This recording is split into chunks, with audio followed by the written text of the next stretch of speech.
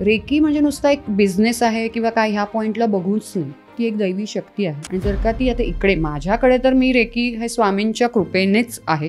त्यामुळे तिकडनं येणारा जो फ्लो आहे ना तो वेगळा आहे. जोपर्यंत तुझी वेळ येत नाही तोपर्यंत तुला रेकी असं कधी नाव दिसणारही नाही. एंजल कनेक्शनमध्ये आपण कॉलिंग इम्पॉर्टंट आहे. लॅपटॉप बिघडलाय, काही रन होत नाही, पटकन तो फंक्शन होत नाही, तर जेव्हा एंजल कॉलिंग घेतलंय तिकडे तो लगेच रन झालाय. आजचा हा जो पॉडकास्ट आहे तो ब्लेसिंगसाठीच असेल. म्हणजे जे ऐकतील त्यांच्या मार्गातले जे काही ब्लॉकेज असतील ना ते कसे निघून जातील ते त्यांना कळणार सुद्धा नाहीत, पण त्यांना ब्लेसिंग्स परफेक्टली पोचतील. लोक मुंबई बाहेर आहेत किंवा मुंबईमध्येही आहेत, कुठेही आहेत, ऑनलाईन जेव्हा होतं तेव्हा लोक मला म्हणतात झूम कॉल पाहिजे का, हे पाहिजे. स्वामींना गरज नाही, ते ब्रह्मांड नाही काय, त्यांच्या एनर्जीच सगळीकडे बसतात. महाराजांनी सगळ्या प्रोसेस ह्या आपल्यामध्ये बसवलेल्या आहेत, पण त्या आपल्याला समजल्या नाही आणि ज्या समजतात तेव्हा आपण फार वेगळे अनुभव घेतो.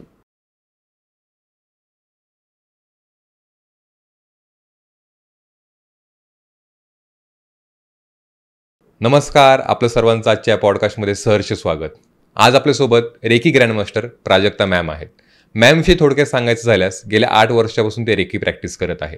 रेकी म्हणजे नेमकं काय, रेकीचा वापर आपण दैनंदिन आयुष्यात कसा करू शकतो आणि त्याचे बेनिफिट नेमके कसे होतात, हे सगळं आज आपण या पॉडकास्टच्या माध्यमातून जाणून घेणार आहोत आणि निश्चितच या पॉडकास्टमधून नवीन काही ना काही शिकण्याचा प्रयत्न करणार आहोत. मॅम, तुमचं आजच्या या पॉडकास्टमध्ये खूप खूप स्वागत. श्री स्वामी समर्थ. येस, सर्वप्रथम मला तुमच्याविषयी जाणून घ्यायला आवडेल. तुम्ही या फील्डकडे कसे वळालात किंवा यामागची स्टोरी काय होती?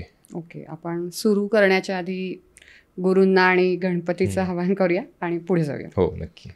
गुरुर् ब्रह्मा गुरुर्विष्णू गुरुर्देहो महेश्वरा गुरु साक्षात परब्रह्म तस्मै श्री गुरुवे नमः. वक्रतुंड महाकाय सूर्यकोटी समप्रभ निर्विघ्नं कुरु मे देव सर्व कार्येषु सर्वदा.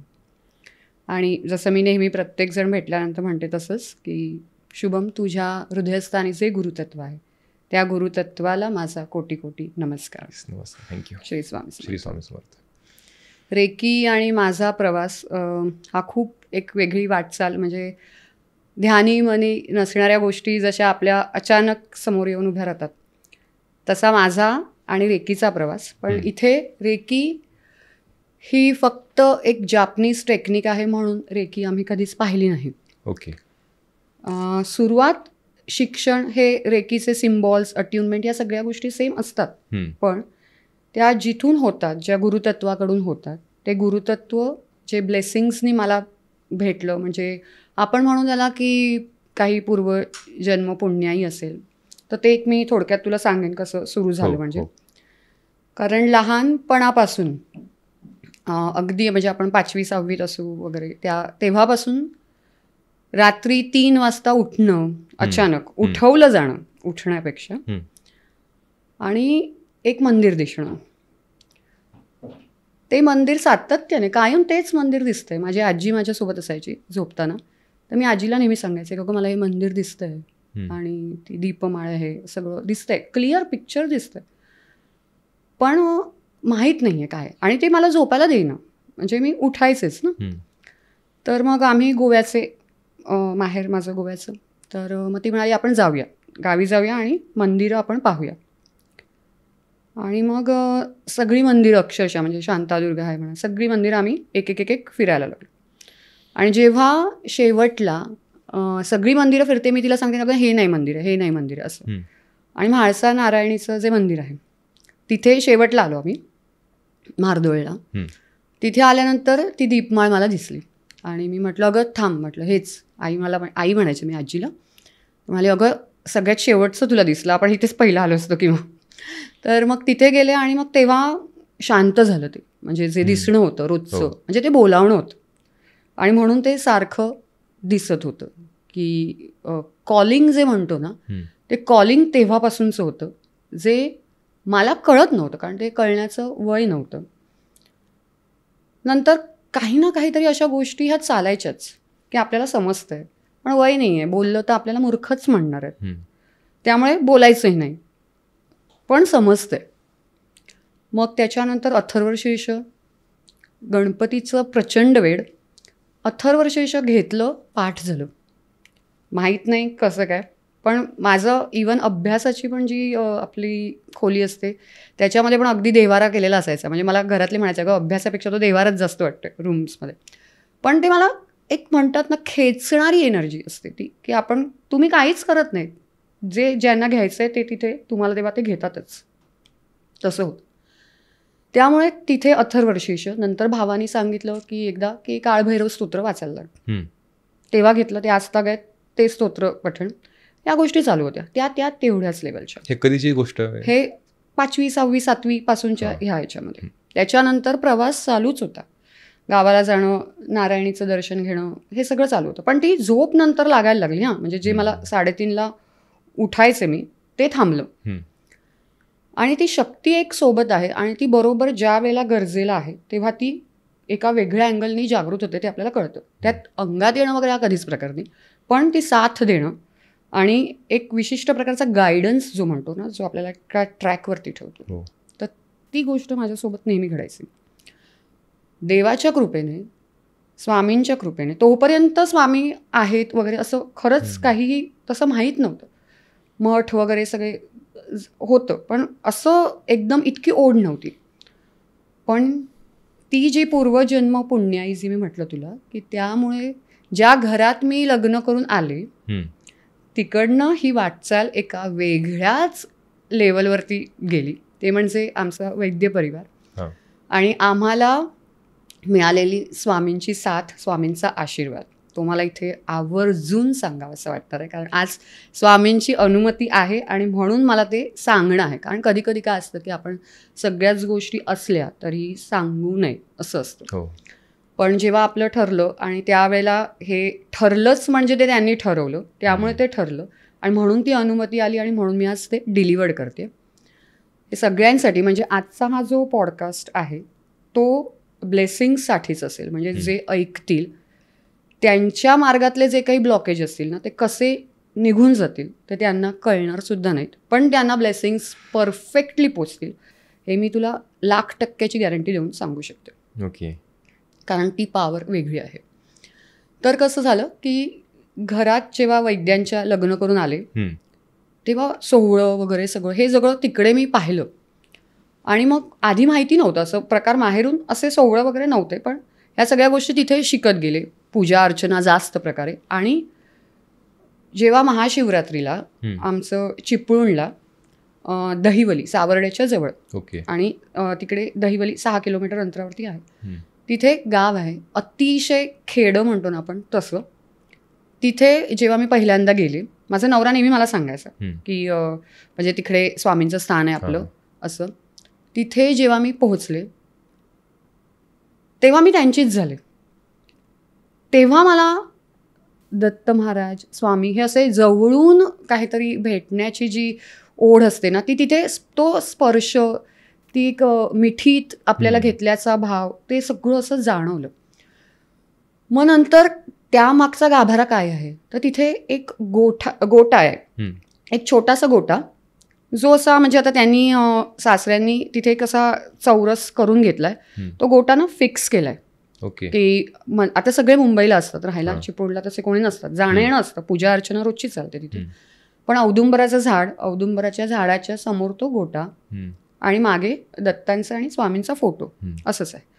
तेव्हा मला सासूनी जे सांगितलं ते मी सांगते इथे, की माझे आजी सासरे म्हणजे मागच्या 2-3 पिढ्या अगोदरच्या पासूनची ही गोष्ट, की रस्ते नव्हते तेव्हा, डोंगर ना, एक साधू सारखे म्हणजे श्वेत वस्त्र घातलेली पण हातात कमंडलू वगैरे घेऊन एक साधू पुरुष चालत आले आणि त्यांनी त्या माझ्या आजी सासऱ्यांना ॲड्रेस विचारला, एक इथे इथे जायचं आहे. पण हे जन्मतः मुके होते, त्यांना बोलता आलं नाही. मग त्यांनी काय केलं, फांदी घेतली आणि असं रेखाटलं की असं असं जा वगैरे. तर त्यांनी त्या साधू पुरुषांनी कमंडलूतलं पाणी त्यांच्यावरती शिंपडलं आणि सांगितलं आता मागे वळून बघायचं नाही, सरळ घरी जा. हे तसंच गेले घरी आणि उंबरट्याच्या आत आता पाय ठेवणार तर त्यांनी त्यांच्या बायकोला हाकच मारली.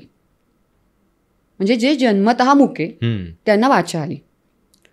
सगळ्यांना अप्रूप होतं ते. त्या रात्री जेव्हा ते झोपले त्या रात्री पुन्हा महाराजांनी दृष्टांत दिला आणि सांगितलं की जिथे मी तुला भेटलो होतो तिथे जा, तिथे तुमच्या कुटुंबाचा आशीर्वाद म्हणून गोटा स्वरूप ठेवलेलं आहे, तिकडेच मंदिर बांध.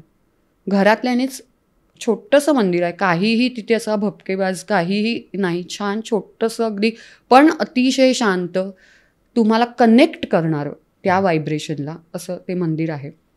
जिथे महाशिवरात्रीला आमचा उत्सव हा असतो, घरातले सगळे येतात, पालखी निघते आणि पालखीसुद्धा अक्षरशः 2 फेरे झाले की ती इतकी जड असते ना की ते बसले आहेत आतमध्ये, ते समजतं. आणि आधीच्या काळामध्ये, आता कसं जरा खेडंसुद्धा सुधारत चालली, आता तिथे इंजिनिअरिंग कॉलेज वगैरे आलं, पण पूर्वी तिथे आगीचे गोळे ना असे समोरून दिसायचे. म्हणजे मीही, म्हणजे 15 वर्षापूर्वी लग्न झालं तेव्हा मीही ते पाहिलेले आहेत, अगदी जास्त प्रकर्षाने. म्हणजे जशी पालखी फिरायला लागली ना की समोरच्या झाडांमधनं ना तुला असे आगीचे गोळे ते बघायला लोक जमायचे. आणि आत्या वगैरे आमच्या असं म्हणतात की ते तर पूर्वी तर अगदी जवळपर्यंत यायचे, आणि ते जेव्हा जवळ यायचे ना, मशाली कशा पेटलेल्या असतात पण खाली कोणी नाही, त्याला दिवटे म्हणतात असं नंतर मला कळलं. पण ह्या ज्या गोष्टी आहेत ना, ह्या तिथून सुरू झाल्या. आणि मग आपण म्हणतो ना की आपल्याला एक एक लेसन घ्यायचा असतो. मग कधीतरी आपण जर का सेवेमध्ये येत नाही आहोत, पण ती सेवा जर का तुम्हाला दिली आहे तर महाराजांच्या कृपेने तुम्हाला तिथे दत्त महाराज त्या सेवेत आणतातच. तसंच झालं. म्हणजे मी थोडीफार आजारी पडले, मग आपण असं विचार करतो की आजारी पडल्यावरती काहीतरी करायला पाहिजे वगैरे असं. आणि मग मेडिटेशन हे घरी माझं नेहमी चालायचं, पण कसं व्हायचं की लहान मूल आहे त्याच्यामध्येच आपण आहोत, तर असं पहाटेला उठून करायचं आहे वगैरे असं तेव्हा सेन्स नव्हता. मग मुलांच्या शाळेंचे टाईम वाढतात, मग तो अवांतर वेळ मिळतो, मग तो अवांतर वेळेत काय करायचं, तर मला अशी यूट्यूबला काही पाहायचं आहे वगैरे असं काही आवड नव्हती. मी आपली तो शाळेत गेला ना की 3-3 तास बसायचे, 3-3 तास, आणि मी गुंग व्हायचे की मला कोणी उठवायला येणार नाही, माझं तेच काम. हा शाळेत गेला की 3 तास आपलं बसायचं, डोळे मिटायचे. नंतर लाईट्स दिसायला लागल्या, आज्ञाचक्रावरती खूप तीव्र प्रकाराने असं काहीतरी वेगळ्या गोष्टी होत आहेत हे जाणवायला लागलं. खूप वेगळ्या गोष्टी त्या काळात मी अनुभवल्या. मग असा हा काळ पुढे पुढे जात होता, मेडिटेशन करत होते, पण त्या स्वतः पुरतंच होतं. आणि त्याच्यानंतर जेव्हा माझा मुलगाच एकदा, मी किचनमध्ये काम करत होते, चपात्या लाटत होते, मागून आला आणि मला म्हणाला की अगं तू, मम्मा मला म्हणत होतो की तू काय मम्मा हे करतेस ना, हे जरा सगळ्या लोकांसाठी कर ना, त्यांना गरज आहे. आणि त्याचं वय वर्ष तेव्हा आय थिंक सो अगदी 2री-3रीत असेल. म्हणजे ही बोलण्याची, आकलनाची शक्ती त्याच्याकडे, त्या वयातला मुलगा बोलणं शक्य नव्हतं. मी तेव्हा थांबले आणि मग मला जाणवलं की हे स्वामींनी काहीतरी वधवून घेतलंय. जेव्हा हेही आपल्यालाही कळतं ना तेव्हा ते ॲक्च्युअल असतं. पण इन जनरल म्हणजे तुला काय किंवा इतर तुझ्या वयातल्यांना, म्हणजे हे गायडन्स जेव्हा येतात ना तेव्हा प्रकर्षाने खूप जण ते इग्नोर करतात. ते आपल्याच मनाचे खेळ आहेत का कधी कधी कोणाला वाटतं, पण नाही, गायडन्स येणारे हे त्यांची इच्छा असते म्हणून येत असतं. आणि तेव्हा तुम्ही, आपण म्हणतो ना संधी उपलब्ध होते, ती तेव्हा पिक नाही ना केली तर ती संधी जाते दुसऱ्याकडे असे. पण तेव्हा कर्मयोग आपण म्हणतो, तेव्हा माझ्या त्या अगदी असं बसलं की नाही, हा बोलतोय म्हणजे मला त्याच्यात काहीतरी करायचं असेल. आणि मग मीही रेकी शिकले, एक होत्या त्यांच्याकडनं मी प्रोसेस समजून घेतली. पण जेव्हा मी स्वतः 21 दिवसाच्या मेडिटेशनला बसल्यानंतर माझ्यासोबत जे अनुभव झाले ते फार वेगळेच होते. म्हणजे तेव्हा दैवी साक्षात्कार म्हणा किंवा एंजल कनेक्शन्स म्हणा, ह्या सगळ्या गोष्टी त्याच्यातनं येत होत्या ज्या मला माहीतच नाही आहेत. किंवा अट्यूनमेंट हा जो रेकीचा, तू आता, मी तुझ्या प्रश्नाकडे येते की माझा प्रवास असा सुरू झाला की रेकीमध्ये मी अशी आले, पण रेकीमध्ये सुद्धा अट्यूनमेंट हा जो प्रकार आहे तो इथे आपल्याकडे स्वामींच्या कृपेने होत असतो. डिस्टन्सवरती अट्यूनमेंट होतात. लोक ॲब्रॉडला आहेत, लोक मुंबई बाहेर आहेत किंवा मुंबईमध्येही आहेत, कुठेही आहेत. ते ऑनलाईन जेव्हा होतं तेव्हा लोक मला म्हणतात झूम कॉल पाहिजे का, हे पाहिजे. स्वामींना गरज नाही, ते ब्रह्मांड नायक आहेत, त्यांच्या एनर्जीच सगळीकडे बसल्या. तुम्हाला फक्त जेवढं मी सांगते ते सुद्धा त्यांच्या कृपेने, पण आपण काहीच स्वतःचं सांगत नाही, सगळं श्री स्वामी कृपेने असतं. जे सांगते तेवढं फक्त ऐका, तुम्ही फक्त हात जोडून बसा. ज्या गोष्टी होणार आहेत त्या रिवायर्ड होतात. अट्यूनमेंट म्हणजे काय असते, रेकीचा पॉईंट म्हणून सांगते तुला, की जशा आपल्या गिटारच्या तारा असतात हां त्या स्ट्रिंग्स जेव्हा गंजतात आपण त्या स्ट्रिंग्स चेंज करतो हो तेव्हा ती ट्युनिंगमध्ये वाजते. येस. पण जसं लहान मुलाचा जन्म होतो लहान मुलं सगळ्यांना आवडीची असतात. म्हणजे तू कोणत्या अनोळखी बाळाला जरी भेटलास तरी तुला त्याच्याशी हसावंसं वाटेल, तुला घ्यावंसं वाटेल, कारण त्या स्ट्रिंग्स आहेत ना त्या परमात्म्याशी जुळलेल्या आहेत. तेव्हा जसा जसा तो ग्रोनअप होतो तसं तसं समाजातल्या काही गोष्टींमुळे आपण तुटले जातो काही अनुषंगाने परमात्म्याशी. आणि अशा वेळेला आपल्यामध्ये ब्लॉकेजेस वगैरे ह्या ज्या प्रकरणं सुरू होतात नंतर, आणि मग माणसं धावतात, देवाकडे धावतात, पत्रिका घेऊन धावतात, सगळ्या गोष्टी करतात की पण ती वेळ आणून देतात. पण हे सगळं आपल्याला इनबिल्ट केलेलं आहे. महाराजांनी सगळ्या प्रोसेस ह्या आपल्यामध्ये बसवलेल्या आहेत पण त्या आपल्याला समजल्या नाही आहेत. आणि ज्या समजतात तेव्हा आपण फार वेगळे अनुभव घेतो. तर तसं अट्युनमेंटमध्ये तुम्हाला रिवायर्ड केलं जातं. ज्या कनेक्शन्स जे तारा तुटल्या आहेत तुमच्या परमात्म्याशी त्या पुन्हा जुळल्या जातात. मग तेव्हा येणारे अनुभव, कधी कधी अट्युनमेंट नंतर लोकांना प्रचंड सर्दी वगैरे होते, ताप येतो कधी कधी. म्हणजे मी तर म्हणते इंजेक्शन घेतल्यानंतर आपण कसं म्हणतो लागू पडलं इंजेक्शन, तसं उलट लागू पडतं. पण ती गोष्ट काय असते माहिती आहे, आतमध्ये जी नकारात्मकता भरलेली आहे ना ती फुल निघून जाते. आणि निघून गेल्यामुळे तुम्ही पुन्हा स्वच्छ स्वरूप स्वतःचं ते पाहू लागतात. आणि ती अट्युनमेंट ज्याला शक्तिपात म्हणतो, जे स्वामींच्या कृपेने होतं. मी माध्यम म्हणून म्हणत नाही, कारण वाक्य शब्दही त्यांच्याकडूनच आलेला की तू तुला उत्तम माध्यम म्हणून कन्सिडर कर. उत्तम माध्यम बोलण्याचा अधिकार तुला दिलेला आहे. म्हणून मी सांगते मी उत्तम माध्यम म्हणून फक्त तेव्हा बसलेली असते. जे काही होतं ते ब्लेसिंग्स, आणि इथे येणारा प्रत्येक व्यक्ती फक्त त्यांची इच्छा म्हणून ते पिक करतात ते येतं. कारण स्वामींचं जे स्वयंभूस्थान ज्याच्याशी तिकडनं कनेक्ट मी झाले, तिथून येणाऱ्या त्या व्हायब्रेशन्स त्या सगळ्या इकडे अशा कनेक्ट होतात ना की त्यांना त्यांचा परिवार जो आहे तो प्युअर फॉर्ममध्ये पाहिजे. तिथे फक्त स्वार्थीपणा हा अजिबात चालत नाही. आणि म्हणून तिथे स्वामी येतात. आणि मग ह्याच्यावरती जेव्हा अट्युनमेंट नंतर 21 दिवसाचं जे मेडिटेशन असतं, कारण म्हणायला गेलं तर 21 दिवस पण हे लाईफ लाँग आहे. आज अट्युनमेंट झाली की ती तुझ्या शेवटच्या श्वासापर्यंत तुझ्यासोबत आहे. फक्त तू अवेअर नव्हतास, आता तू अवेअर झालास. आणि मग मला आता ग्राफ मिळाला.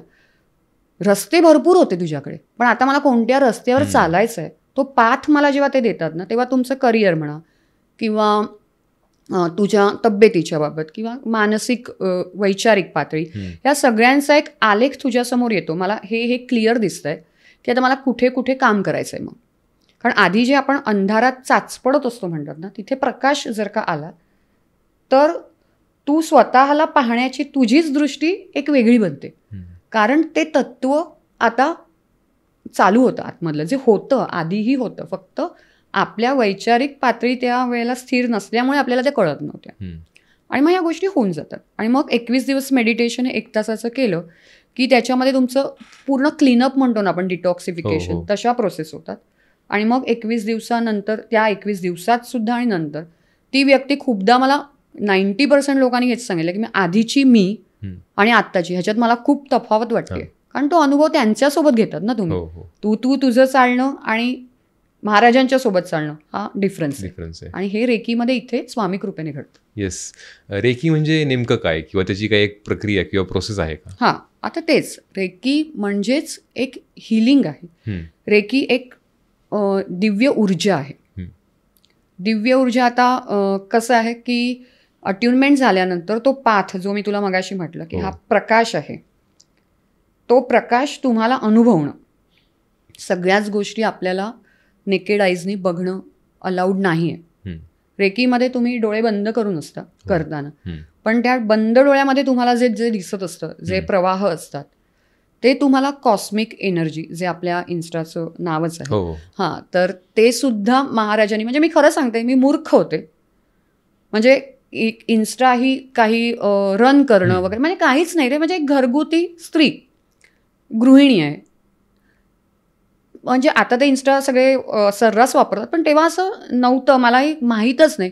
पण नावही त्यांनीच दिलं. ते आलं की इथे कॉस्मिक एनर्जीला 2 नंबर लावायचा आहे, सेकंड कॉस्मिक एनर्जी असं त्याला उल्लेख आहे. ते नाव आलं, ते चालू केलं.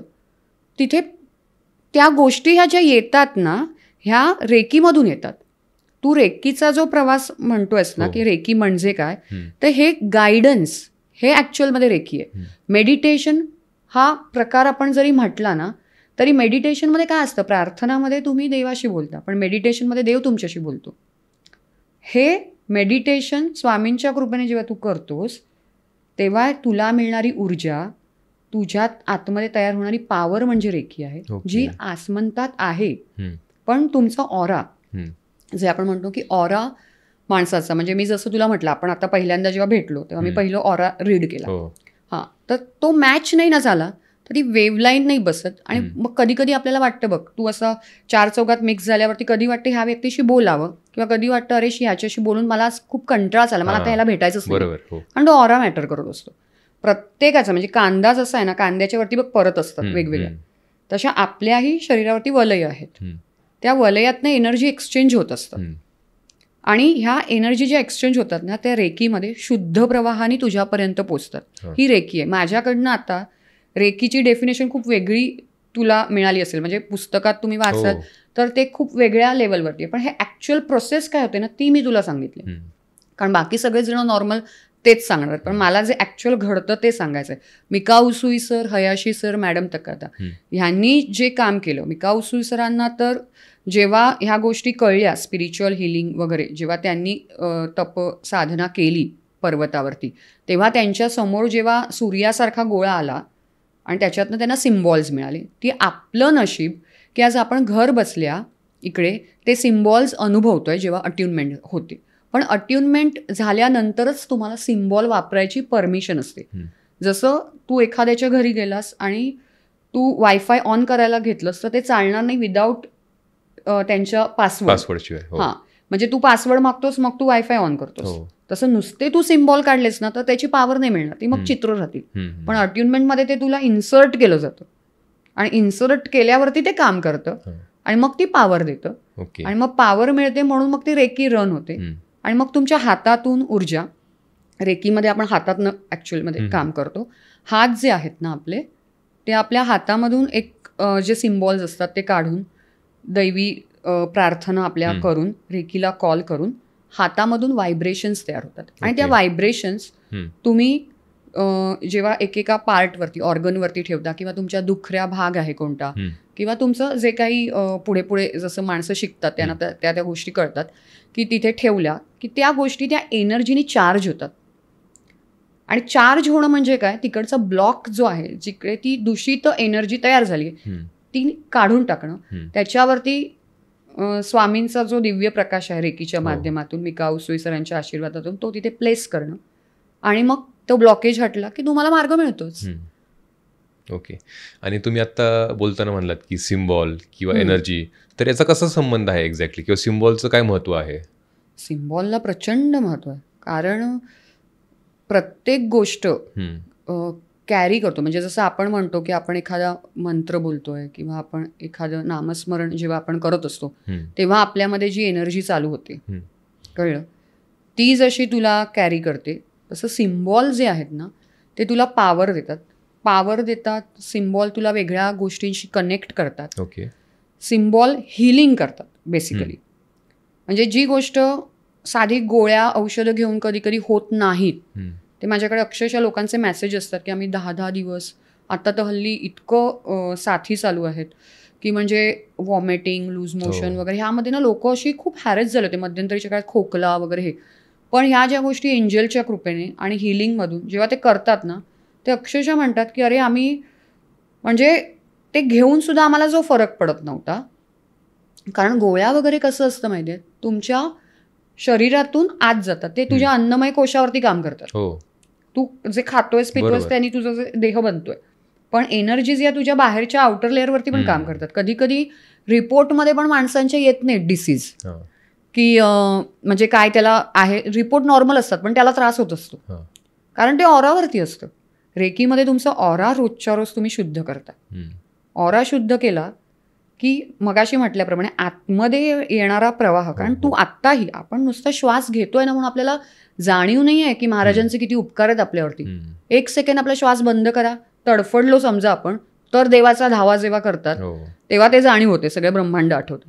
पण हे आता रेग्युलर जो श्वास नॉर्मल चालू आहे तेव्हा किती जण ग्रेटफुल आहेत, किती जण रोजच्या ग्रॅटिट्यूडमध्ये राहतात की महाराज मला श्वास दिलात आज तुम्ही. आज किती लोक रात्रीच्या रात्री गेली आहेत, पण आज आपण उठलो, आपण कामाला आलो, मग हे त्यांची आशीर्वाद होते म्हणूनच आलो ना. मग ह्याबद्दलचं ग्रेटफुलनेस हे तुम्हाला तिथे कळतं रेकीमध्ये, की आपण सगळं उधारी खात्यावर चाललो आहे. बघायला गेलं तर सगळं त्यांचं आहे, आपलं काही नाही. येस. त्यामुळे सिम्बॉल तुला एनर्जी देतात. हां. आणि रेकी प्रॅक्टिस करणं किंवा ह्याला काही विशिष्ट पात्रता लागते का, किंवा एनीवन कॅन डू इट असं आहे? 10 वर्षानंतर मुलांना जरा कळतं. त्याच्यानंतर खरंच कोणीही रेकी शिकू शकतं. आजच्या तारखेला तर खूप सोपं झालं आहे, म्हणजे डिस्टन्सवरती. म्हणजे आता आपल्याकडे तर मी म्हटलं मगाशी की जसे ॲब्रॉडचे आहेत, फक्त माझा असा निकष असतो की त्यांच्या पहाटेच्या वेळेला, म्हणजे साधारणतः त्यांची मॉर्निंग आहे ॲब्रॉडवाल्यांची, तेव्हा आपला टायमिंग वेगळा असेल चालेल, पण त्यांचं जेव्हा सकाळची आहे वेळ 6 वाजलेत त्यांचे वगैरे असं, त्यावेळेला पहाटेच्या वेळेला अट्युनमेंट घेतल्या की तो एक झोन वेगळा असतो. त्यामुळे पात्रता अशी ॲज सच नाही, इच्छा लागते. म्हणजे आणि ती इच्छा अशी सर्वसाधारण माणसांची होतही नाही, कारण तुमचं प्रारब्ध आहे, काही गोष्टींचे लेसन्स तुम्हाला घ्यायचेच आहेत. त्यामुळे जोपर्यंत तुझी वेळ येत नाही तोपर्यंत तुला रेकी असं कधी नाव दिसणारही नाही. आणि दिसलं तरी ते तू सर्च करायला जाणार नाहीस, सर्च केलं तरी तुझ्यापर्यंत माध्यम पोहोचणार नाही, आणि कधी माध्यम पोहोचलं आणि अट्युनमेंट घेऊन सुद्धा कधीतरी तू करणार नाहीस. कारण जोपर्यंत ती बुद्धी तुझी तुला त्यांच्या अनुषंगाने प्रेरणा देत नाही तोपर्यंत रेकी ही गोष्ट होत नाही. नाही तर घराघरांमध्ये शिकले असते की सगळेजण, पण नाही करत. एखादाच असतो घरामध्ये, बरोबर, पण नवरा बायको दोघं असतील, कधी कधी मग ते मुलांना पण सांगतात, अरे ते घर म्हणजे गोकुळ असतं. म्हणजे तू विचारू शकणार नाहीस की त्यांच्यातले संवाद, त्यांच्यातल्या त्या घरातल्या ऊर्जा, म्हणजे तू घरात शिरलास ना की म्हणशीलच की अरे हे मंदिर वाटतंय. कारण ते एनर्जीजच असतात, सिम्बॉल सोडत असतात ती लोक, रेकी कॉल करत असतात, एनर्जी सेटअप असतात. अरे मी एवढंही पाहिलं आहे की फॉरेनमध्ये लोक जेव्हा त्यांचं मॅरेज फंक्शन वगैरे अरेंज करतात ना, तेव्हा इन्व्हिटेशन कार्डला रेकी देऊन पाठवतात, आणि तेथे ब्लेसिंग्स जेव्हा आपण म्हणतो ना की ओनली ब्लेसिंग्स, तिथे ते रेकीने सेट केलेले इन्व्हिटेशन कार्ड्स असतात की ॲक्च्युअलमध्ये जे ब्लेसिंग्स देणार आहेत ना तेच माझ्या फंक्शनला येऊन देत. हजारो लोकांना जरी तुझे गेले ना इन्व्हिटेशन कार्ड, तर जो रिअल आहे ना तोच तिथपर्यंत पोहोचेल, मांडवापर्यंत. बाकीच्यांच्या गाड्या बिघडतील, तब्येती बिघडतील, पण पोचणार नाही. आणि हे अनुभव आपणही आपल्या ह्याच्यात घेऊ शकतो. जो जेन्युइन आहे त्याला महाराज तुमच्यापर्यंत पोहोचवतात. आणि रेकी हेच दाखवतं की जी सकस ऊर्जा आहे ती तुझ्यापर्यंत पोहोचवणार. मग तू म्हणशील, खूपदा रेकी केल्यानंतर असा अनुभव येतो की आपल्यापासून खूप लोक तुटली आहेत आता. असं पण होतं? हां, खूप लोक तुटली आहेत, कारण ती फक्त मटेरियलिस्टिक होती तुझ्याशी, खरे नव्हते ते. हा जो मी आत्ता जे तुला सांगते ना, हे सगळे दुसरी साईड सांगते मी तुला रेकीची. नॉर्मल साईड तुला कुठेही तू सर्च कर ती भेटेल, मला ती सांगण्यात इंटरेस्ट नाही आहे, कारण नाहीतर मग वेगळा म्हणून पॉडकास्ट नाही राहणार, कळलं का? ही दुसरीच साईड आहे, दुसरी अँगल लोक पाहतच नाही. रेकी सगळे म्हणतात ना साईड इफेक्ट्स, पण कोणी सांगितलंय का साईड इफेक्ट्सचे नेहमी वाईटच असतात? कुठच्याही ह्याच्यात लिहिलेलं नाही आहे कधी की साईड इफेक्ट्स हा वाईट आहे. रेकीचे साईड इफेक्ट्स हे खूप चांगले आहेत. तुमचं हेअर ग्रोथ होतं, तुमची स्किन खूप ग्लो होते, तुम्हाला फेशियल कधी करायची गरज नाही पडत बायकांसाठी बेसिकली. म्हणजे पण तुमच्यातली एनर्जी, म्हणजे खरं सांगू 4 वाजता लोक उठतात. 4 वाजता मुंबईसारख्या पण धकाधकीच्या, पुणे मुंबई कुठेही असो, आजकाल माणसांना जॉबला जायचंच असतं, पण बायका पण विशेष तत्वाने मी बघते ना की त्यांना डबे आहेत काय आहेत, पण ते सकाळी रेकी करतात, जातात. पण मला म्हणतात ना की रात्री आम्ही झोपतो ना तोपर्यंत आमची energy level up to the mark. आधी जे थकायचे ते थकावट नावाची गोष्ट रेकीमध्ये येत नाही. पुन्हा वाटलं कधीतरी डाऊन झालंय, पुन्हा सिम्बॉल ड्रॉ करा, 2 मिनटं रेकी करा, चार्ज अप व्हा, निघा. इट्स लाईक अ मोबाईल, तुमचं बॅटरी लो झाली, चार्ज करा, पुन्हा जा. हे रेकीचे साईड इफेक्ट्स आहेत ॲक्च्युली. आणि रेकी देते काय, तर तुमचे ब्लॉकेजेस हटवते, मार्ग मिळवून देते, आणि म्हणून रेकी शिकावं. मगाशी तुम्ही बोलताना उल्लेख केला की मेडिटेशन, तर मेडिटेशन किंवा ध्यान करायचं असतं, यूट्यूबवर भरपूर त्याचे व्हिडिओज आहेत यूट्यूबवर जातो, सर्च करतो आणि प्रत्येक व्हिडिओमध्ये वेगळी प्रोसेस दिलेली आहे, वेगळी स्टेप दिलेली आहे. तर मेडिटेशन किंवा ध्यान हे कसं करायचं नेमकं?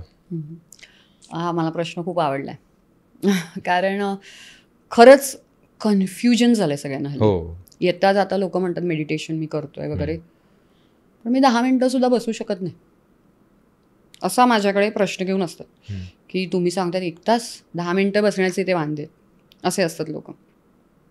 काय असतं, गायडेड मेडिटेशन आणि रेकी ह्यात खूप फरक आहे. गायडेड मेडिटेशनमध्ये कोणतरी बोलतंय मागून, हो, तू ऐकतोयस, तू कानाला लावलंस इयरबड आणि तुझं डोळे बंद करून तू ऐकतोयस, तू चार्ज अप होतोस, पॉवर अप होतोस तू, पण ते तेवढ्यापुरतंच राहतं बघ. नंतर पुन्हा तू जर का दुसरीकडे गेलास, कुठे झोन चेंज झाला, पुन्हा तू बॅक टू पॅव्हलिन आलास, तर उपयोग काय? बरोबर. ती 15 मिनिटं वेस्ट गेली असं मी म्हणेन. करू नकोस, ते पण करू नकोस. रेकीमध्ये तू स्वतः बसतोस, स्वतः हिलिंग करतोस. आता ह्याच्यामध्ये मी एक थोडंसं डायव्हर्सिफिकेशन घेते तुझ्या क्वेश्चनमध्ये. हिलिंग करणं आणि रेकी हा जो इकडे माझ्यातर्फे स्वामींच्या कृपेने जे होतं, लोक हिलिंगसाठी ना भरपूर असतात, येतात की आमचं हिलिंग करा. पण मी काय सांगते, त्यापेक्षा तुम्ही रेकी शिकून घ्या. हिलिंग करणं हे मेडिटेशनमध्ये फार महत्त्वाचं आहे. आणि मेडिटेशन आणि ध्यान हा पुन्हा मी एक वेगळा सब्जेक्ट आहे. कारण ध्यान हे अष्टांग योगातलं समाधीच्या आधीचं आहे आणि तिथे समाधी आहे नंतर, त्यामुळे ध्यान लागणं आपण हे नाही करू शकत. बरोबर. मेडिटेशन हा एक स्टेप झाली, एक स्टेप आहे की जी तुला प्रवृत्त करते की तू स्वतः सोबत बस. जेव्हा माणसं स्वतः सोबत बसायला लागतात ना, तेव्हा खूपशी उत्तरं मिळतात तुम्हाला. तू आत्तापर्यंत मित्रांशी डिस्कस करणं, गुगल तुला ज्या इन्फॉर्मेशन देतं ते इन्फॉर्मेशनच असतं, ते नॉलेज नाही आहे. पण जेव्हा तू स्वतः बरोबर बसतोस, स्वतःशी संवाद साधतोस, तेव्हा तुला जे मिळतं ते हिलिंग आहे ॲक्च्युली. ओके. तुला आतून स्पार्क मिळतो एक. कळलं? तर अशामध्ये मेडिटेशन करताना जेव्हा तुम्ही 100 व्हिडिओ बघतायत, 100 जण 100 वे आउटनी सांगतायत, तेव्हा मला कन्फ्युजन का होतंय, मी हे ऐकावं ते ऐकावं? कारण एकतर कळत नाही आहे मला कोणतं सिलेक्ट करायचं आहे, आणि परत ते गायडेड असल्यामुळे, ते बोलत असल्यामुळे ते तेवढ्यापुरतं माझ्या मनावरती बसतंय, पण नंतर मग पुन्हा मी झोन चेंज केला तर ते माझ्यावर राहत नाही आहे. ह्याचाच अर्थ ते तुमच्या आतपर्यंत पोहोचत नाही आहे. मी तुला आपला पॉडकास्ट सुरू झाल्यावरती तुझ्या हृदयस्थ गुरुतत्वाला नमस्कार केला, कारण तिथे महाराज आहेत. मला ते पाहायचं आहे. आज माझ्या दारावरती आलेला पोस्टमन असो किंवा ते सोसायटीतले क्लीनर्स असो, प्रत्येकाला त्यांनीच घडवलं आहे. आई वडील हे फक्त माध्यम आहेत डिलिव्हर्ड करायला, पण आपण कोणाचे अंश आहोत? तर आपण परमात्म्याचे अंश. मग त्यांच्यामध्ये पण तेच आहे. कोणी मुद्दामून चोरी डकेती करायला जात नाही रे, त्यांना लेसन घ्यायचे असतात. पण अंश सगळ्यांचा तिथे मिळतो, तो लेसन घेऊन मग ते सुधारतात. बरोबर. ह्या गोष्टी पूर्वपरापासून आपण ऐकत आलो. तर त्यामुळे मेडिटेशनमध्ये तू जसं म्हणालास, मेडिटेशन आपण कसं सिलेक्ट करायचं, तर तुला आतमध्ये काय कनेक्ट होतंय आणि तू स्वतः त्या कनेक्शनसोबत दिवसभर इथे तिथे फिरलास तरी तो झोन स्वतःचा चेंज करून देत नाहीयेस, ते महत्वाचं आहे. तर तू मेडिटेशन जे काही केलंस त्याला अर्थ आहे. जे इकडे आहेत आता भरपूर स्वामींचा हा जो परिवार आहे तो ते अनुभवतोय.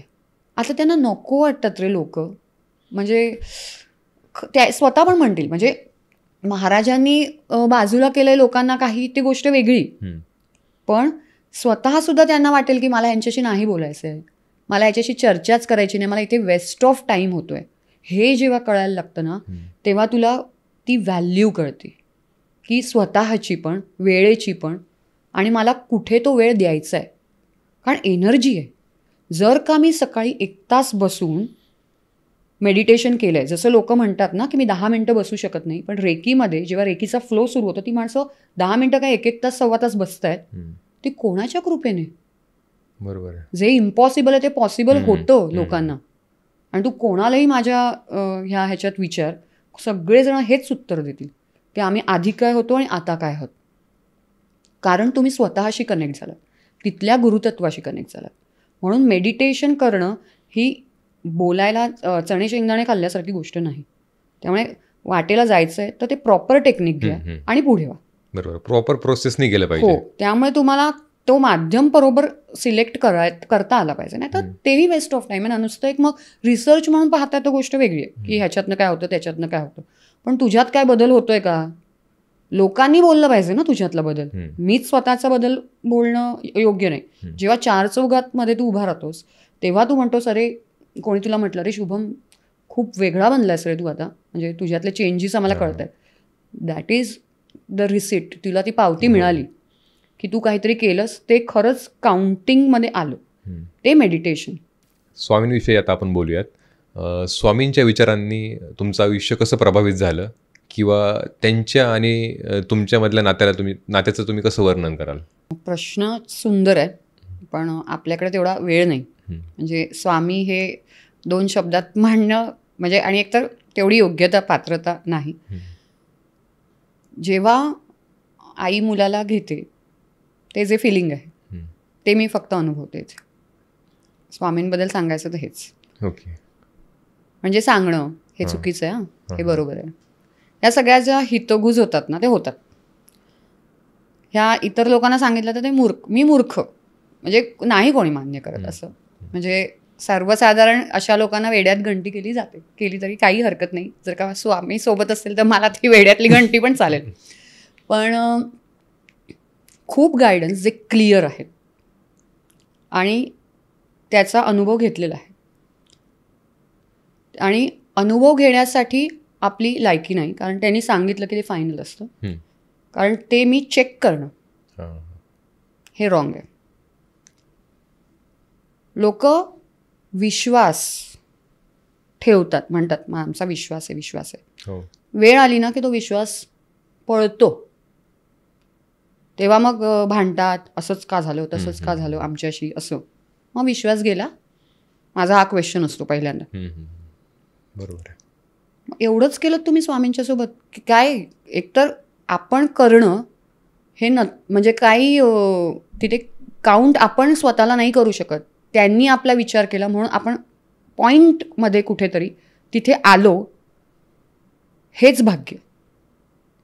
त्यामुळे मला मिळालेलं वैद्यांच्या परिवारातनं हे स्वामींचे आशीर्वाद, जिकडे म्हणजे आणलं गेलं. म्हणजे जेव्हा एकदा आम्ही पण पत्रिका दाखवायला गेलो होतो तेव्हा मला त्या गुरुजींनी जेव्हा सांगितलं होतं की तू कधीच हातात म्हणे कोणते खडे किंवा अंगठ्या घालू नकोस ना, काय वेगळं आहे काहीतरी, असं सांगितलं. आणि त्या अंगठीसाठीच माझा नवरा गेला होता की कोणते खडे घालायचे गुरु वगैरे काय, हिला घालून देऊ नका म्हणे. त्यांनी स्वतः सांगितलं. हां, त्यांनी गुरुजींनी सांगितलं हिला घालून देऊ नका, कारण इथे वेगळं आहे म्हणे काहीतरी. तर तेव्हा ते म्हणाले तुमच्याकडे जी दत्त उपासना आहे त्यांनी सांगितली, पण अजून एक तुमच्याकडे उपासना आहे, ती तुमच्या परिवाराला माहिती नाही. मला कळून चुकलं ते की ती नारायणीची होती, जे माझ्याकडनं होतेच आहे, कळलं. तर त्यांनी ते मेकआउट केलं, पण त्यांनी ते फक्त सांगितलं नाही. एक उपासना अजून आहे जी होत नाही आहे बाकीच्यांकडनं. ह्या ज्या गोष्टी जेव्हा साधून येतात ना, तेव्हा आपण फक्त आशीर्वादात आहोत. आपल्याला फक्त त्यांच्यावरती डोळे झाकून त्यांचा जो आदेश असतो तो पाहायचा, आणि ते सगळ्यांनाच देतात. ते बरं, मी काही वेगळी नाही, मी काही वेगळ्या पाईपलाईनमधनं डिलिव्हर झालेत नाही आहे, सगळेच तुम्ही त्यांच्या आहात. पण श्रद्धा आणि विश्वास ह्याच्यातला फरक ओळखत नाहीत. काही झालं की कोणताही प्रश्न आला माणसाला, समजा एखादा प्रश्न जेव्हा पडतो तेव्हा तू त्या प्रश्नाला महत्त्व देतोयस की माझ्या स्वामींच्या विश्वासावरती मी महत्त्व देते, हे चेकिंग करण्यासाठी प्रश्न पडतात. आणि तिथेच माणूस फसतो. तुम्ही प्रश्नांना महत्त्व देता, म्हणजे मग अरे हे असं झालंच कसं, आता मी काय करणार, हा असा एकदम वडंबर करून बसतात. आणि मग सगळेच देव येतात मग खाली एका मागोमाग एक. पण गुरुतत्व आहे ते जर का तुम्हाला त्यांनी घेतलं आहे, त्यांना माहिती आहे, आणि जर का तुमची चेकिंग चालू आहे ना तर तुमचा पेपर कठीण येतो. पण त्यावेळेला त्यांनीच पेपर दिला आहे ना, म्हणजे साथ तेच देतील, मी फक्त पेन घेऊन बसीन, लिहितील तेच. हा विश्वास जर का असेल तर तुम्ही त्या कठीण पेपरमध्ये पण A+ घेऊन पास व्हाल. पण तिकडे लोकांची मिस्टेक होते आणि ते स्वतःचं पेन उचलतात लिहायला. कळलं? मग तू तुझा लिहायला बसलास ना, तू तुझं लिही. फेल. बरोबर. कळलं? म्हणून जेव्हा स्वामींच्या बद्दलचं आता तू विचारलंस माझं काय, तेव्हा ध्यान म्हणजे आता मी का म्हणते ध्यानाचं, कारण मी कदाचित त्यांच्या कृपेने, अरे म्हणजे असं 1 तास नाही, माझं खूप जास्त लॉंग मेडिटेशन्स चालतात. असं म्हणजे त्यांच्या कृपेने 4ला बसले तरी 8 वाजेपर्यंत बसीन वगैरे असं. पण यात घरच्यांची साथ, की कोणी मला डिस्टर्ब नाही करत. माझा मुलगा पण कधी मला उठवणार नाही मध्येच, स्वतःला जायचं असेल तरी अर्ली मॉर्निंग. पण त्यामध्ये जे अनुभव येतात ना, ते लिहिणं, कारण पुढच्या लोकांसाठी पाहिजेत मग ते असं. आपण कोणी मोठे नाही आहोत, पण आपण बसलो आहोत तर आपण काहीतरी एक फुल ना फुलाची पाकळी आपल्याला काय मिळते ती नोंद करणं. ह्या गोष्टी सगळ्यांनी कराव्यात लाईफमध्ये, जे रेकीमध्ये आहेत. कारण तुम्ही फार वेगळं विश्व पाहताय. रेकी म्हणजे नुसता एक बिझनेस आहे किंवा काय, ह्या पॉईंटला बघूनच नाही. ती एक दैवी शक्ती आहे. आणि जर का ती आता इकडे माझ्याकडे, तर मी रेकी हे स्वामींच्या कृपेनेच आहे. त्यामुळे तिकडनं येणारा जो फ्लो आहे ना, तो वेगळा आहे. तो मी जो पाहते तो महत्त्वाचा आहे. आणि मग ह्यामध्येच तेव्हा जेव्हा आलं होतं मला, की मी काढून टाक म्हणजे स्वामी, हे असं वाक्य हे आलं. मी मेडिटेशनमध्येच आहे. जेव्हा आपण उठतो तेव्हा ते आपण रिकॉल करतो की काय झालं वगैरे असं. तर मी काढून टाक म्हणजे स्वामी, मग तो मी दिसला मला, स्वामीतला मी. कळलं? मी लिहिलं ते वाक्य डायरीमध्ये माझ्या, आणि मग समजलं की मी आपल्यातला खोडायचा, तर हे जे बोलतात, हे जे आपल्याला गाईड करतात, ते तुझ्यापर्यंत पोहोचेल. म्हणून मगाशी म्हटलं, प्रश्न पडला काहीही तर प्रश्नाला जास्त वेटेज द्यायचं आहे की मी काय करते, माझी काय साधना चालू आहे आणि महाराजांकडनं मला काय मिळते, मी त्याच्याकडे पाहणार आहे. प्रश्न टाकणारे पण तेच आहेत, उत्तर देणारे सुद्धा तेच आहेत. तुम्ही कोण आहात? बरोबर. फक्त त्यावेळेला आपली नाव आपल्याला पुढे नेत राहायचं, नामस्मरण करत राहा. जे कोणी रेकीमध्ये नाही आहेत, मी असं नाही म्हणणार की सगळेच फक्त रेकीसाठी, असं नाही. नाही आहे कॉल आलेला रेकीचा तर ओके, नामस्मरण आहे, श्वास आहे, नामस्मरणात श्वास आहे. भिवू नकोस, मी तुझ्या पाठीशी आहे. जेव्हा ते म्हणतात तेव्हा पाठीशी म्हणजे काय, ते काय असे काय तुमच्या मागून चालत नाही आहेत, ते तुमच्या नामाच्या मागे आहेत. कळलं? लोकांना फक्त ते वाटतं, भिवू नकोस मी तुझ्या पाठीशी आहे, स्वामी असे काय हे केलं आणि आले, असं नाही. तुझं कर्म काय आहे, तू काय करतोयस, ह्याचा डेली रिपोर्ट चालू आहे कुठेतरी. मग तू त्यांच्याशी कनेक्ट असोस किंवा तू नसो, हा जो काही काउंट चालतो त्याच्यातनं जे काही ब्लेसिंग्स तयार होतात. आमच्याकडे सगळ्यांना सवय आहे श्री स्वामी समर्थ ब्लेस यू म्हणायचं. म्हणजे जेव्हा तुम्ही हे बोलताय, तू नकळत समोरच्याला काहीतरी ब्लेसिंग देतोय. काहीतरी वाईट तर नाही बोलत आहेस, चांगलंच बोलतोयस ना. मग त्यातले 10 शब्द बोलशील तर 1% तुझ्याकडे कुठेतरी तुझ्या अकाउंटमध्ये जमा होईल. स्वार्थाने करा, मी तर म्हणते यावेळेला, पण चालेल. चांगलं बोलणं किंवा चांगल्या गोष्टी स्वार्थाने केल्या चालतील, पण स्वामींना तो मीपणा नको आहे की म्हणजे मला काम अडलंय माझं काहीतरी, मग मी स्वामी स्वामी नाही. तू ॲक्च्युअलमध्ये पण आहेस का तिकडे जुळून? तर ते काम पण तेव्हाच बघतील ना. फक्त कामाच्या वेळेला जर का आठवण येते, काही लोक बघ आपल्या व्हॉट्सअपवरती पण असतात, हाय करतात. मी म्हटलं आली आठवण, आता काहीतरी काम असेल. बरोबर, ते नको आहे मला. खरे आहात का तुम्ही, तर तुम्ही रेग्युलर टचमध्ये राहा, रेग्युलर ती कामं करा, मग स्वामी काय आहेत ते कळेल. म्हणजे मी जे स्वामींना अनुभवते ना, मी अनुभवते म्हणण्याची लायकी नाहीच आहे माझी, फक्त आता बोलायला पाहिजेच म्हणून हे शब्द सांगते मी तुला, की आपण जे आपण घेतोय ते कुठून घेतोय, ते तत्त्व काय, त्याचा रिस्पेक्ट ठेवणं आणि आपण सरेंडर होणं, ही प्रोसेस इकडे स्वामी आहेत. माझं नाव, जेव्हा नावाची व्याख्या कळली, मी माझ्या आईला फोन केला त्या दिवशी मेडिटेशननंतर, की मला पूर्ण आलं की तुला प्राजक्ता हे नाव का दिलं. ती प्राजक्ताची फुलं माझ्या चरणावरती वाहिलेली आहेत, म्हणजे तसं तुला वाहिलेलं आहे. कधी कधी ह्या मेडिटेशनमध्ये तुम्हाला पास्ट लाईफमध्ये तुम्ही जाता, पण ते तुम्ही डीप केवढं करताय, हां नुसतं ऑफिसला जायचं म्हणून मी बसले करते, तुम्हाला एनर्जी भेटेल, कामं पण होतील. पण एक त्या अनुषंगाने जेव्हा तुम्ही वेगळा आध्यात्मिक प्रवास कराल ना, तर ते जरा थोडंसं वेगळं होतं. कारण अध्यात्म हे तुम्ही तुमच्या रेग्युलर जीवनातच जगत असतात, ते काही वेगळं नाही आहे. कठीण करू नका त्या गोष्टी. पण बघण्याची इच्छा दाखवली तर तो पेपर ऑन होईल ना, असं. तर त्यामुळे जेव्हा ते आलं की प्राजक्ता तिथे वाहिली आहे, ते आधीही वाहिलं गेलं होतं, म्हणजे ते पास्ट कनेक्शन होतं, ते इथे जुळायचंच होतं, म्हणून ते असं सगळं जुळून आलं आणि ते इथे पोहोचलं गेलं. म्हणून स्वामींची ही जी कृपा आहे वैद्य फॅमिलीवरती, आणि आता जेवढे रेकी साधक जुळतात सगळ्यांना अगदी तशीच कृपा आहे. कुठेही ते 19-20 करणार नाहीत, कारण एकदा त्यांनी घेतलं की ते सोडत नाही. खूप छान. बऱ्याचदा एक शब्द खूपदा वापरला जातो, तो म्हणजे एंजल कनेक्शन. तर एंजल कनेक्शन म्हणजे नेमकं काय आहे?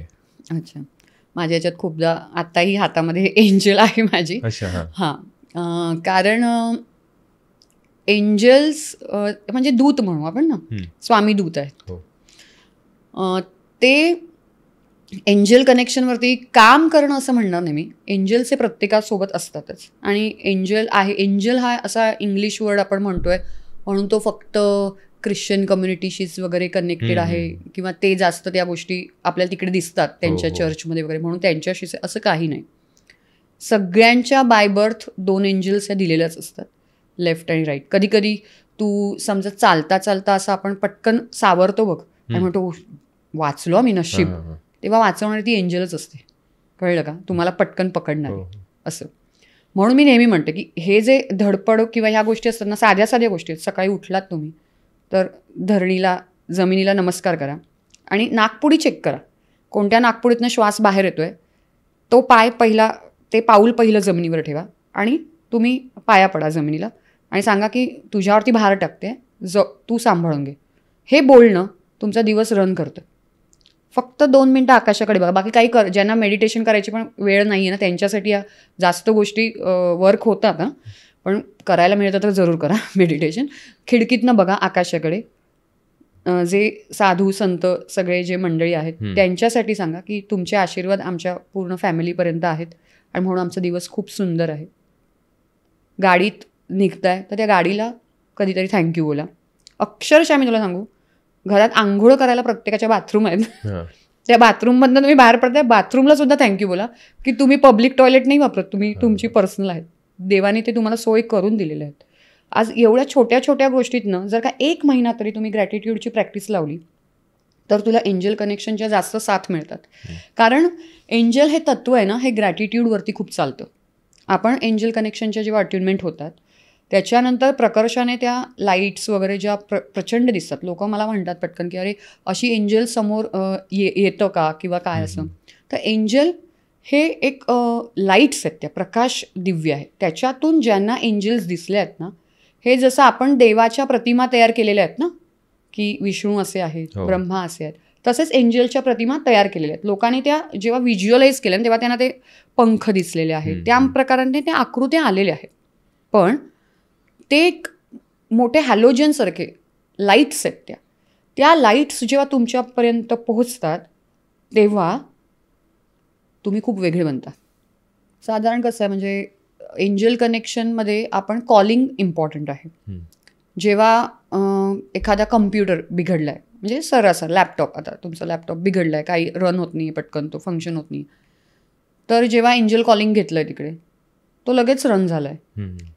एखाद्याचं एकदा तर घराची चावी हातात आहे पण ते टाळं उघडतच नाही, खूप वेळ झाला. शेवटी कॉल केला मला आणि मग मी म्हटलं अरे कॉल कर एंजलचं आणि होईल.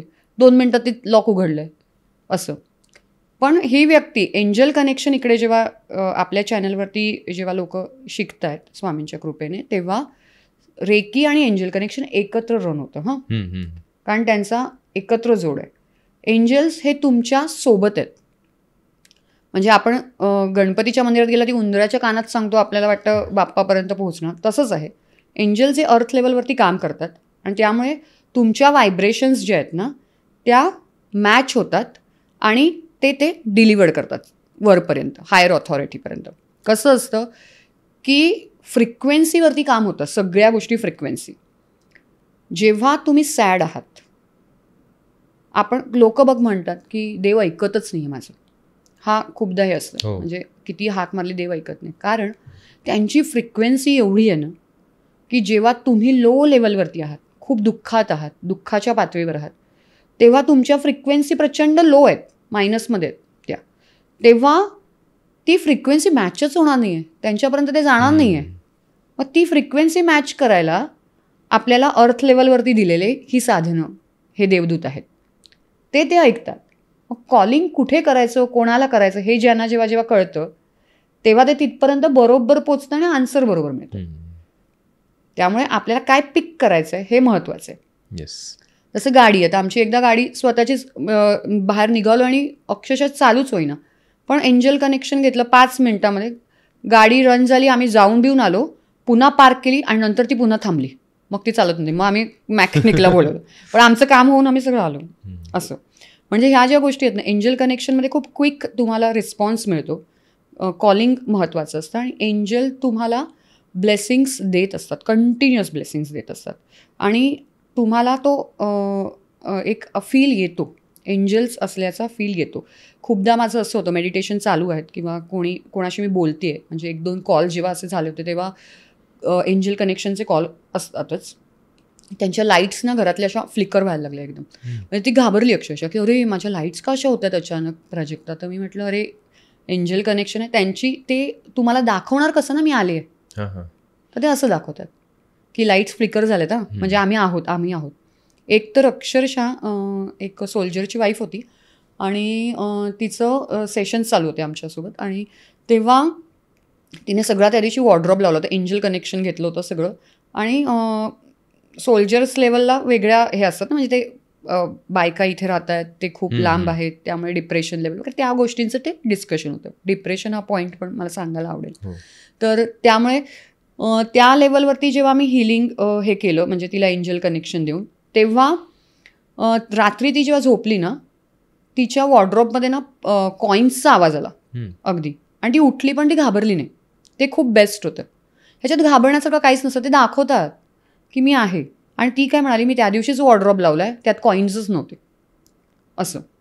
पण हे जेव्हा ते सांगतात ना, तेव्हा काही जण घाबरले ना, तर त्यांना ते घाबरलेलं नको एंजलनं. मग त्यांना वाटतं अरे माझ्यामुळे घाबरतात, त्यांना नको त्रास द्यायला. पण आपण तेव्हा म्हटलं ना थँक्यू एंजल, बस तुम्हाला ब्लेसिंग्स मिळाल, तुम्ही पुढे गेलात, तुमची जी अडथळा होता तो दूर झाला. या गोष्टी आहेत.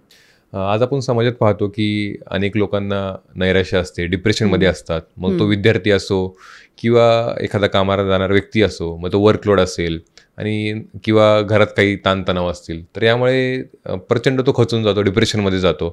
तर म्हणजे अशा व्यक्तींसाठी किंवा अशा लोकांसाठी रेकी हेल्प करू शकतं का? नक्कीच, येस.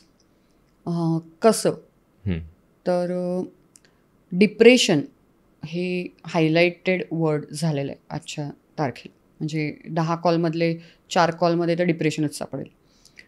तर कसं आहे की ट्रेंड झाला आहे तो, मी तर म्हणेन. पूर्वी पण लोकांना खूप जास्त स्ट्रगल होते, उलट मी तर म्हणेन. आता कसं झालं आहे, स्ट्रेस लेवल वाढली आहे. लोक आपण कमवण्याच्या मागे जे पडतात ना, त्याच्यामुळे जी स्ट्रेस लेवल येते, ती स्ट्रेस लेवल तुम्हाला जास्त डिप्रेशनकडे नेते. कारण योग्य ती व्यक्ती नाही आहे बोलायला तुमच्यासोबत. पूर्वी एकत्र कुटुंब पद्धती होती, घरात शिरलं की विचार करायला वेळ नव्हता. आता एकटेच राहत आहेत, त्यामुळे शांत असेल काही तर अजून माइंडमध्ये वेगवेगळे विचार फुकटचे येतात. त्यामुळे डिप्रेशन हा बाजारातून विकत आणल्यासारखा माणसं घरात घेऊन येतात. पण त्याच्यावरती जर का काम केलं तर काम कसं करणार? तर पुन्हा तेच स्वतःला ओळखायचं, स्वतःच्या क्वालिटी ओळखायच्या. आणि मला जर का डिप्रेशन येतं आहे असं जर का एखाद्या व्यक्ती म्हणतो आहे, तर तुला कोणती तरी गोष्ट सलती आहे ना मनात, खुपतं आहे काहीतरी. मग अशी जेव्हा व्यक्ती आहेत की जे तुम्हाला ॲक्च्युअलमध्ये योग्य मार्ग दाखवेल ना, त्यातून तुमच्याकडनं पैसे उकळणारी असेल तर उपयोग नाही, त्या गोष्टीचा पण फायदा घेणारी, तुम्हाला प्रॉपर गाईड करणार की हे डिप्रेशन नाही आहे, हा तुझा मानसिक एक विकार तुझा नंतर जडवू शकतो तुला, ज्याच्यामुळे तुझ्या हेल्थवरती इम्पॅक्ट होणार आहे. आणि हेल्थवरती इम्पॅक्ट झाला की जसं रेकीमध्ये आपण इव्हन चक्राचं बोलतो की ते इम्बॅलन्स होणार आहेत. आणि मानसिक तुमचं जे वैचारिक पातळी जी आहे ती जेव्हा खालावते तेव्हा तुम्ही जे डिप्रेशन म्हणून कॉल करता त्यापेक्षा जर का योग्य त्या व्यक्तीची संगत आणि त्या व्यक्तीकडे तुमच्यासोबत तुम्ही केलेलं डिस्कशन, त्याच्यावरती तुम्ही तुमचं केलेलं अवलोकन आणि त्याच्यावरती तुम्ही स्वतः केलेलं काम, कारण आपण कोणाला इतरांना बदलू शकत नाही. डिप्रेशन येण्याची सिच्युएशन का येते? कारण लोक समोरच्याकडनं अपेक्षा ठेवत आहेत की हा असा आहे, हा मला बोलला, ह्यानी हे केलं, ह्याच्यामुळे असं झालं. पण तुम्ही स्वतः काय आहात, स्वतःबद्दलचा विचार करणं आणि मला स्वतःवरती काम करायचं आहे, I have to change myself, मला दुसऱ्यांना बदलण्याचा अधिकार नाही आहे, हे जेव्हा तुम्हाला कळेल तेव्हा डिप्रेशन नावाची गोष्ट तुम्हाला शिवणारही नाही. त्यामुळे अपेक्षा ठेवून जे जगतात ना त्यापेक्षा स्वतःवरती काम करा, जे रेकीतनं होतं. जेव्हा तुम्ही मेडिटेशन करता तेव्हा स्वतःशी ओळख जी म्हणते ना मी, ती हीच आहे की ती तुम्हाला त्या डिप्रेशनचा डी पण आणून देणार नाही. कारण तुम्ही स्ट्रॉंग बनतात ना तेवढा. सपोर्ट सिस्टीम महाराज आहेत, तर त्या डिप्रेशनची काय म्हणजे भीषात की तुम्हाला येऊन टच करेल. आणि मी तुमचं स्टेटस पाहत असतो, बरेच म्हणजे लोक फीडबॅक देत असतात की मी या प्रॉब्लेम मधून बाहेर आले किंवा बाहेर आलो. तर लोकांसोबत काम करण्याचा तुमचा अनुभव कसा होता? लोकांसोबत म्हणजे लोकांसोबतच असते म्हणायला पाहिजे खरं तर.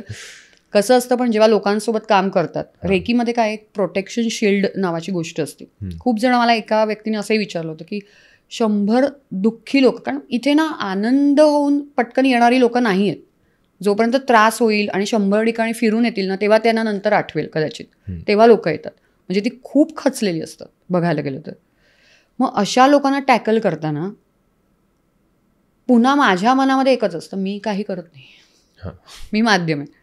आणि दुसरी गोष्ट म्हणजे जर का मी आई आहे तर मला माझ्या मुलाचा त्रास होईल का? ते मूल आज हरलं आहे आणि म्हणून त्यांनी मला कॉल केला आहे, कळलं का? आणि एखाद्या आईला आपल्या मुलाची काळजी जेव्हा पडते तेव्हा तिच्याकडून पण देवाला प्रार्थना केली जाते, तिथून मेडिटेशनमधनं सांगितलं जातं, तिकडून तुमच्यासाठी काहीतरी बोललं जातं. तुम्ही बोलतच असतात पण आपणही बोलतो.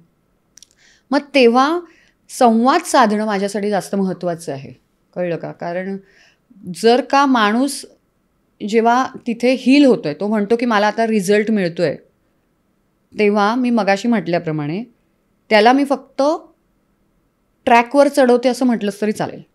हां, पण मी फक्त ट्रॅकवर चढवणार ना. तू म्हणशील की ट्रेन पण तूच चालव, मी नाही करणार. कारण तुझं कर्म आहे ना, तुझ्या कर्माप्रमाणे तुला पुढे जायचं आहे. तुझा ट्रॅक तू सोडलास, तू दुसरा ट्रॅक पकडलास आणि तू पचतावलास. मी फक्त तिकडनं स्वामींच्या कृपेने तुला उचललं, तुझ्या ट्रॅकवर नेऊन ठेवलं. आता तू तुझी गाडी चालवू शकतोस. मग ती रोजच्या रोज कशी चालवायची त्याबद्दल काही त्यांच्या पर्सनल लेवलवरती सांगितलं जातं. आणि उपायामध्ये आपण म्हणजे ज्या साधनं आहेत, काही ज्या गोष्टी आहेत आपल्या चॅनलवरती मेडिटेशन दिलेली आहेत. काहींना कधी कधी काही गोष्टींमध्ये अडचणी असतात, फायनान्शियल अडचणी असतात, तर त्या प्रकाराने मग meditation he free of charge काही ठेवलेली आहेत तिथे, ती तुम्ही करू शकतात. जे नंबर्स तुमच्या ऑराचे याप्रमाणे दिलेले जातात त्यावरून तुम्ही चेंजेस करू शकता. म्हणजे इतके लोक आहेत ना की म्हणजे जी सकाळी उठत नव्हती म्हणा, किंवा ज्यांना कामं करताना फक्त झोपाच यायच्या. म्हणजे झोप येणं म्हणजे काय आहे? तुम्ही फ्रेश नाही आहेत, म्हणजे तुझी बॉडी जर का तुला साथ देत नाही आहे, म्हणजे तू आतून कुठेतरी जे टॉक्सिक घेऊन फिरतोयस ना, त्यामुळे तुला आता आजारपणा जडवणारच, हे बॉडी तुला अलार्म देत आहे. ते वेळेत सापडलं तर तू स्वतःला हील करण्यासाठी माध्यम म्हणून जर का अशा जे कोणी आहेत तुम्हाला मदत करू शकतात त्यांच्यापर्यंत पोहोचलात तर जरूर ती मदत घ्यावी. कारण त्याने तुम्ही हील होता, तुम्ही पुढे जाता. काही जण अशा गोष्टींना ट्राय करायला पण जाणार नाहीत म्हणून, आणि मग ते अडतं. आणि कधी कधी रेकीबद्दल लोकांचा खूप वेगळा पण भ्रम असतो हां, की रेकी म्हणजे त्यांना वाटतं काहीतरी निगेटिव्ह काम करतायत का आहे, किंवा काहीतरी असं म्हणतात ना ब्लॅक, बऱ्याच जणांचा तसा समज आहे, हां त्या गोष्टींमध्ये आहेत का असं. तर रेकी हा कन्सेप्टच लोकांना कळला नाही आहे. सिम्बॉल जेव्हा ड्रॉ करतात लोक तेव्हा पण घरामध्ये खूप जण बायका म्हणतात ना, आम्ही ड्रॉ केलं तरी आमच्या घरातले म्हणतात ही काय करते वगैरे असं. पण असून दे ना, तुम्ही एक्सप्लेन करू नका. आपण कधीच वाईट करत नाही. रेकी कधीच वाईट गोष्टीसाठी रन होत नाही. कोणी मला इतके फोन येतात ना की आमचं अफेअर आहे म्हणा, किंवा माझं ह्याच्याबरोबर व्हायचं आहे, किंवा तिला माहितीच नाही आहे. आणि मला तिच्याबरोबर करायचं आहे, सॉरी, ह्यासाठी रेकी नाही आहे. इथे मी ह्या कामासाठी बसलेले नाही. जेव्हा तुमची दोघांची तत्त्व मिळतात तेव्हा तुम्ही एकत्र तुमचं लाईफ सुरू करू शकता. मग अशा वेळेला गोष्टी कोणत्या कुठे रेकीत रन होणार ना ते पण पाहावं लागतं. सगळ्याच गोष्टीसाठी रेकी नाही आहे. तुझा हेतू शुद्ध असेल, तुला तुझ्यावर काम करायची तयारी असेल आणि मला योग्य तो मार्ग निवडायचा आहे आता हे तुला कळलं असेल तर रेकी तुला 1000% मदत करते आणि तू त्यातून बाहेर पडतोस. ओके, खूप छान. आता मी तुम्हाला काही रॅपिड फायर क्वेश्चन्स विचारणार आहेत. पहिला प्रश्न, जर वेळ मिळाला तर कोणत्या तीर्थक्षेत्राला लगेच जाल? अक्कलकोट. ओके. रेकी का ध्यान, कुठलं जास्त जवळचं वाटतं? मी ध्यानातच रेकी करते, त्यामुळे दोन्ही गोष्टी एकत्र. ओके. एक आध्यात्मिक पुस्तक जे प्रत्येकाने वाचलं पाहिजे? भगवद्गीता आहे आणि गुरुगीता आहे. येस.